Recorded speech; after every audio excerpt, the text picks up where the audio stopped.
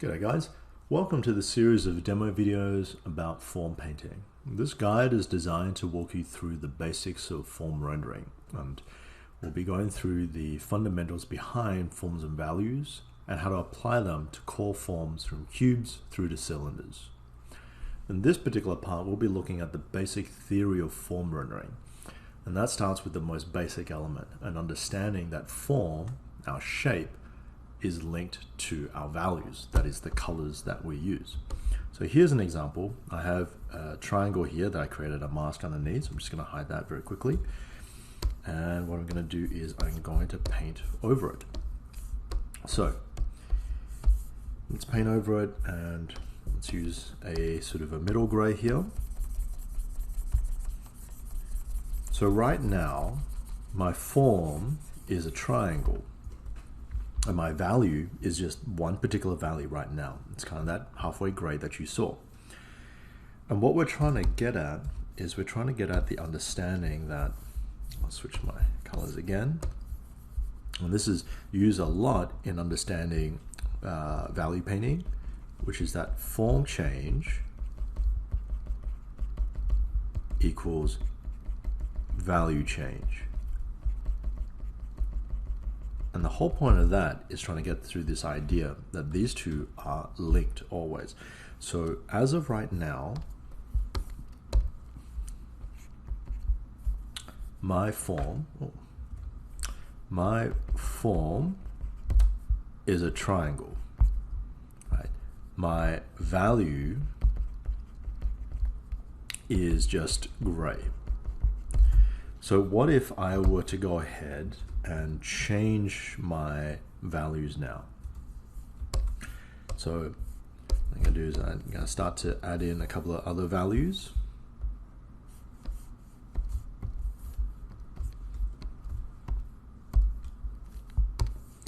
And so as I'm putting this value down, it's starting to change my form. Right now we're not really looking at a triangle anymore. And if I were to darken down this side as well, you can see immediately as I change the form, as I change the value, the form starts to change. So what we have now is this protrusion, this triangular protrusion coming out towards us. Right? If I were to blank that out again, like so, right, our shape is going to start to change again. This might have the appearance of something that maybe that's moving away. No, it might be a completely different shape. So I haven't really changed the silhouette of it. It's still a triangle, but by changing the values, the local values, that is the colors around this area, I can start to change the form. And so that's really important to understand, that if we change the value, our form is going to change. Right? So it's very important then that when we're painting or when we're rendering, that we be quite careful and quite diligent with how we assign our values. Now, in most situations, when we're dealing with form rendering, regardless of whatever form it is, whether it's in this case a square or a cube, or a cylinder or a pyramid, whatever it might be, we're always going to find three dominant faces that's going to be looking at us. So 1, 2, and 3, right? So any object that we come across, typically we're going to find three dominant faces. Certain circumstances that might not be so, but 99% of the time you're going to find three dominant faces. And so we refer to this as our 1, 2, and 3. So it's very important that when we begin our process of rendering things, that we make sure that we have a clear 1, 2, and 3. So it's not clear 1, 2, 3 in terms of we label them as such.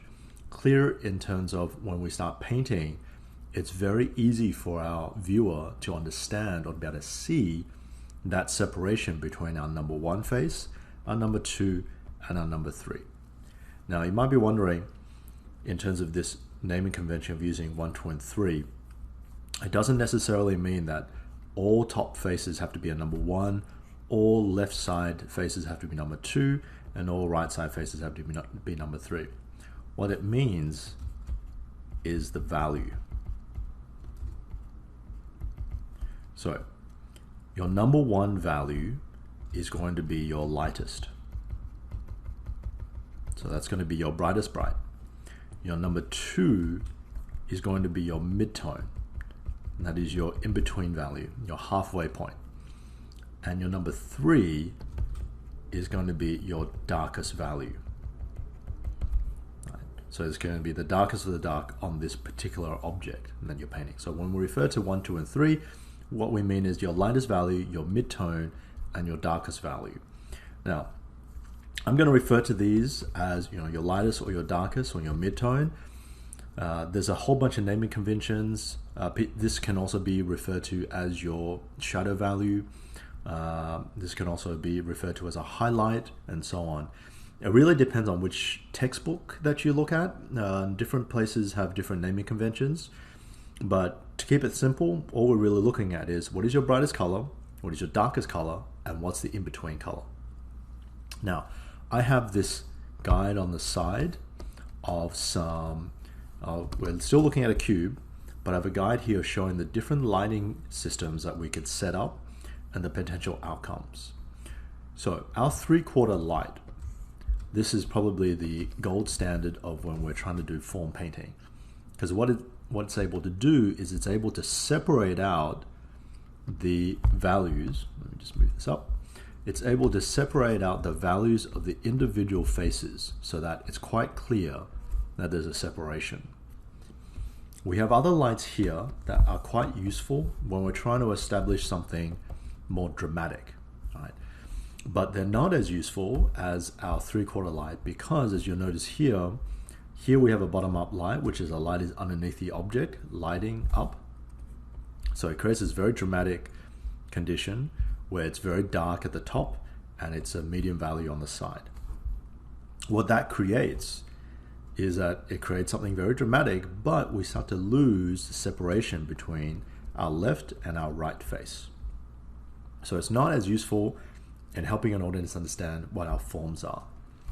I have a direct side light over here, so that's the light is running parallel to our object and coming down at a slight angle. In this case, we lose this separation between my top face and my left-leaning face.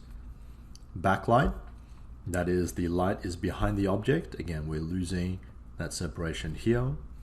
A direct top-down light, right? You see this in a lot of detective movies where they're interrogating a suspect. Again, we start to lose all of that separation. And this is a light directly in front of us from our point of view, coming across, hitting this object. And again, we lose this separation. Now, all of these lights, they're not necessarily bad. What they are is they serve a very specific dramatic function. What we're after, though, at least for the foundation element of rendering forms, is we're after clarity. We're after being able to express to an audience the clearest way of showing them what an object is. And so for a lot of for the demos I'm going to be doing and the exercises that I would recommend that you do on your own, I would highly recommend using a 3/4 light. Now, 3/4 light, all that means is the light is either coming in on your right or your left. In this case, it's coming in on the left. So it's coming in on the left and it's placed a little high, right, shining down. So that's the direction, and that's where the light bulb or the lighting fixture might be directing the light down. And the reason why it's called a 3/4 or a quarter angle light is because it's positioned on the quarter side of your object.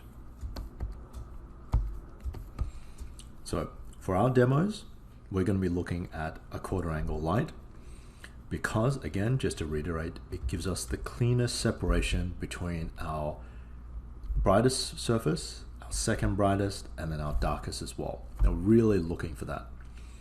Now, the next part you might be asking yourself is, okay, well, that's great. How do I actually work out what my brightest, what my brightest surface is, or where it's going to be, or my darkest, or my midtone, where all these things are going to be? Well, that's pretty straightforward. The way that you work that out, I'm going to go ahead and kind of erase this because we don't need this anymore. The way we work out our 1, 2, and 3 is very simple. We imagine lines coming down from our light source. So in this case, let's say my light source is over here. This is the direction that it's pointing towards, and this is kind of the angle and the pitch that it's at. All I want to do is imagine straight lines coming down from my light source. And light tends to has a tendency to travel parallel to itself. So with this understanding, we want to think about, okay, well, if I were to draw a line from my light source down, where is it going to hit first? It's going to hit this surface first, so that becomes my number one value. It's going to hit this surface second, so that becomes my number two value. And finally, this is the one that's last. Light is actually not going to hit this surface, but because it's our last surface, it becomes our number three. And so you can see with the lighting examples that I have here, if we take the same idea, let's say with this bottom light one, light's coming out from the bottom, it's going to hit this underside that we don't see. And that's going to be our number one hidden away. The number two light is then going to be these two faces. And finally, whatever's left becomes my number three. So this is how you would determine where your 1, 2, 3s are positioned. Now your light can come from the left-hand side, or it can come from the right-hand side, and you just apply the same idea again. So let's go ahead and erase this, and let's try it if this is on the right-hand side. So very simple. Again, light direction coming in from the right towards the left. My light source is somewhere up here, and we're going to imagine a series of straight lines. In fact, I'm going to take this, I'm going to move a whole bunch of these around.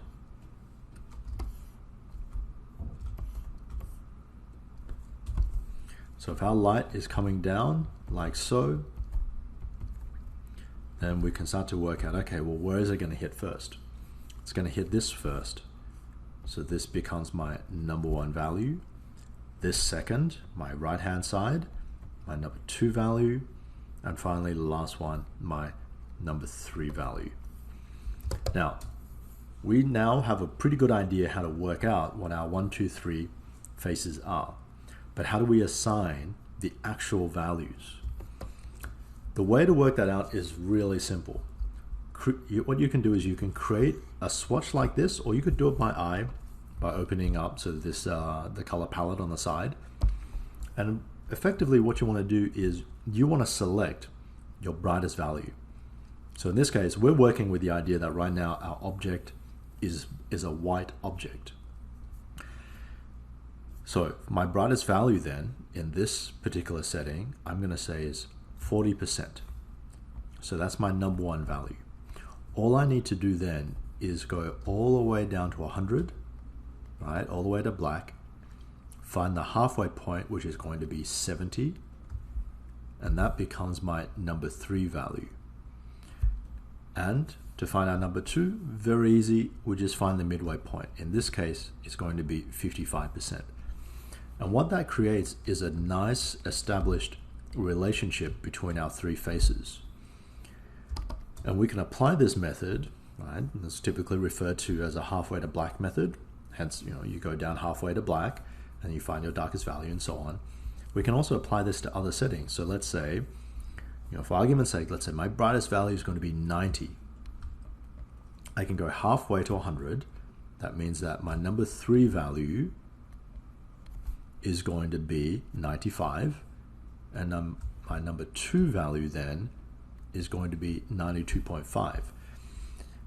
This understanding allows you then, when you're painting your object, to change the values in certain areas and understand how that's going to affect the other faces.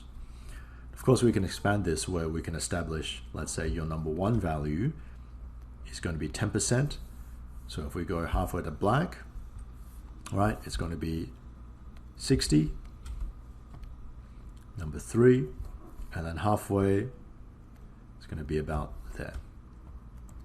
So we can do it with a chart over here, or we can open it up. So if I say my brightest value is there, then halfway to black puts my darkest value there, and my midtone is going to be in the middle.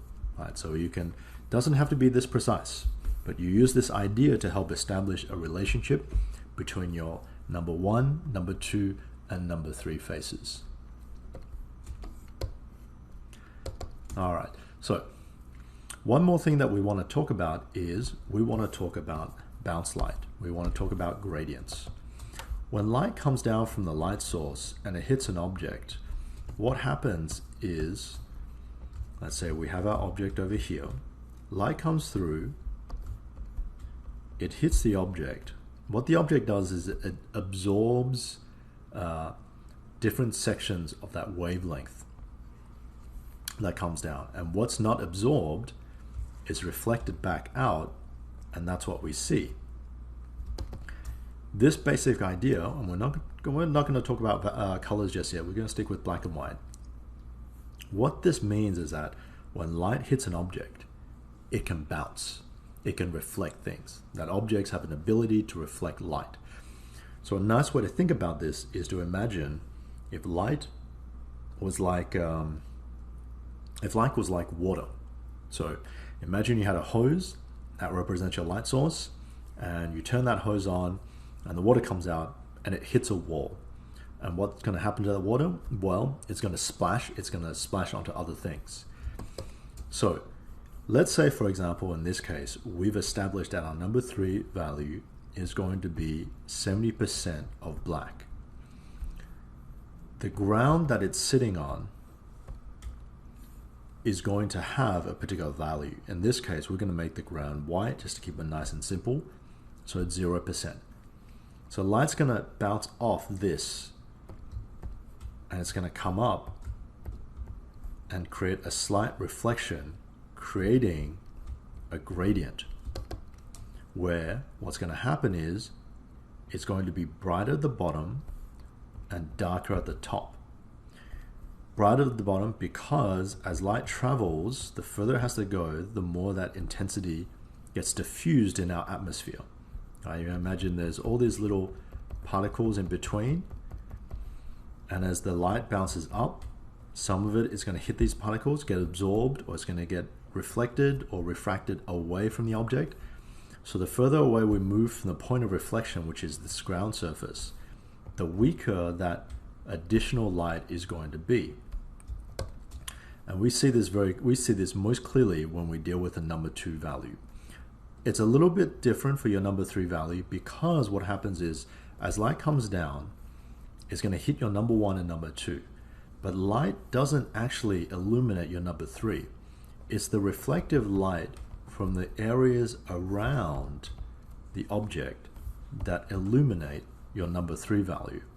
And what happens then with your number 3 value is that it creates a gradient where it's a little bit more consistent towards your number 3 value overall, and you're going to end up with a slight arc in the middle, where it's going to have a little bit, a very minor halo of a brighter value around, because it's able to absorb that bounce light around. At the core around here, because no light is really touching in this area at the front over here, you're not really going to get too much bounce light. So it stays that base core value, that base 70% a little bit longer.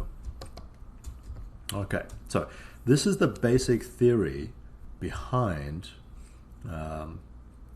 how we can go about plot and calculate a form rendering.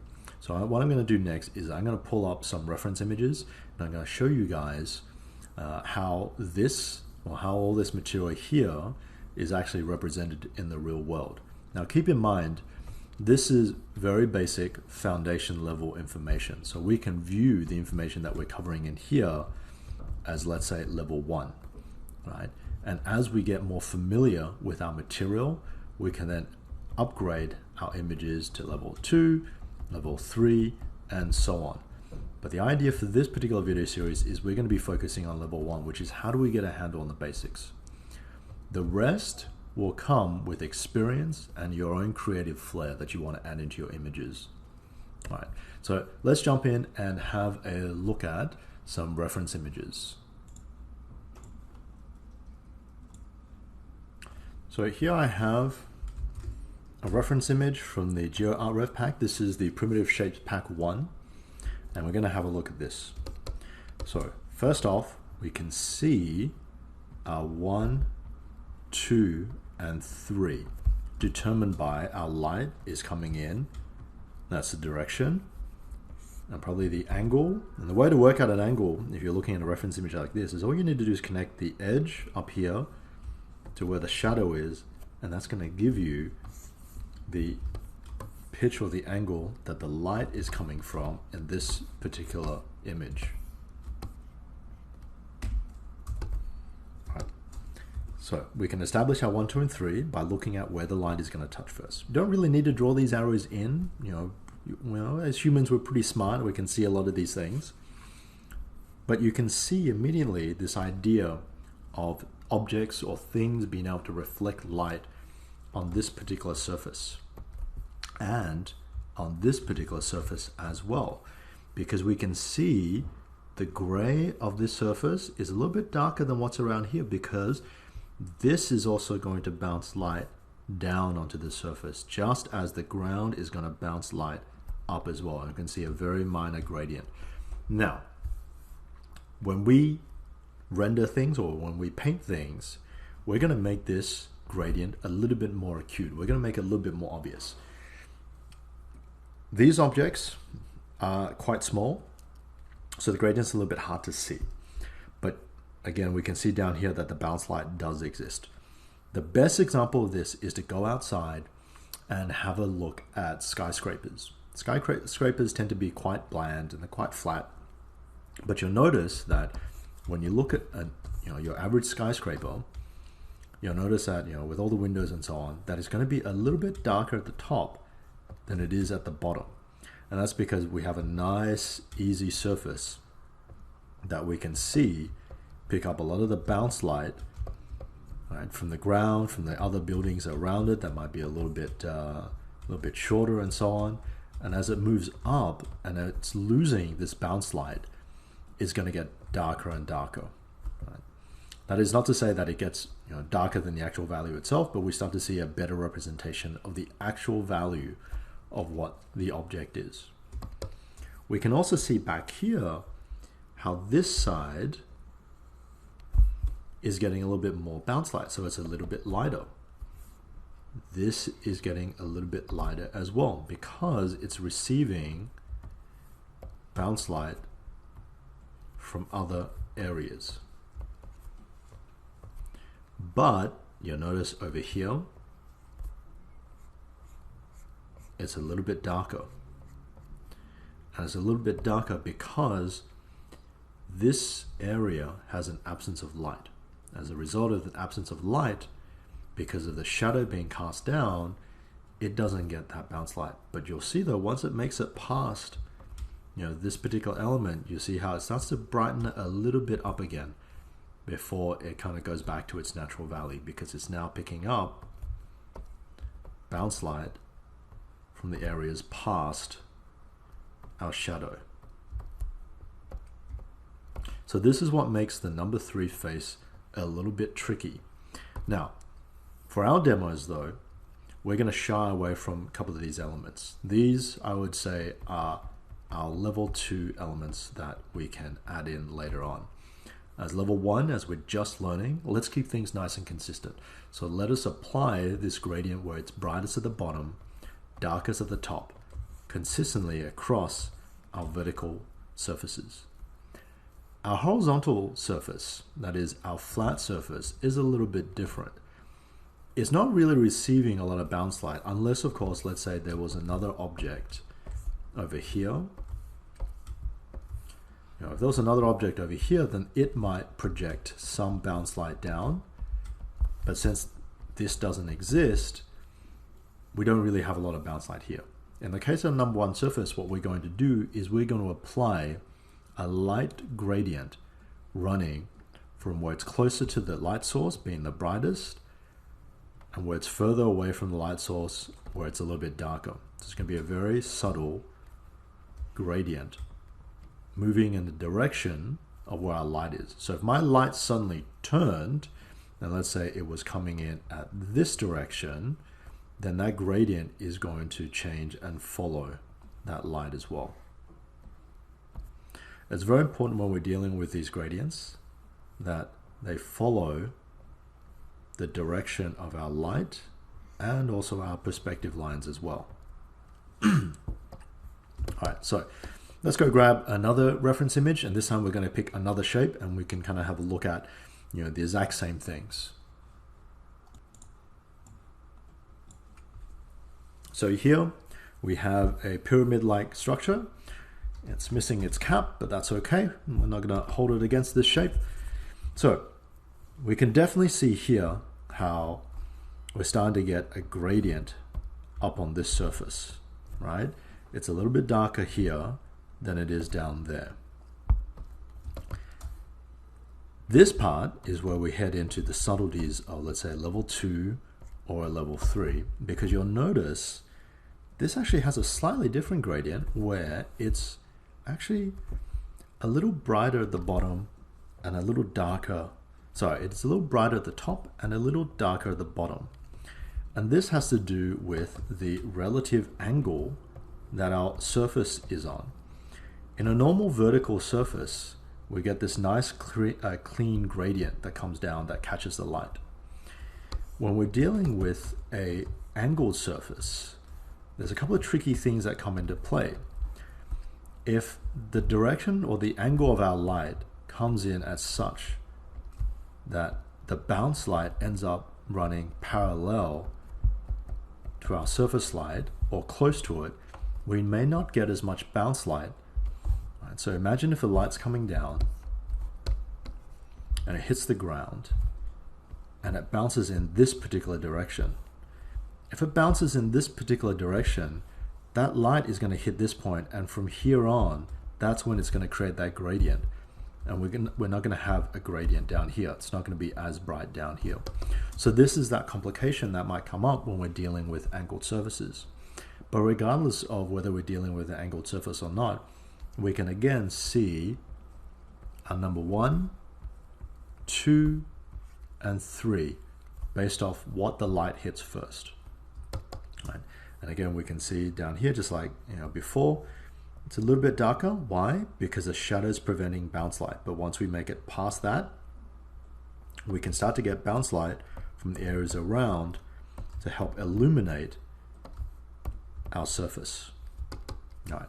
So the two examples that I've shown you here, while they're basic primitive shapes, you can see that they have a lot of complexity to them.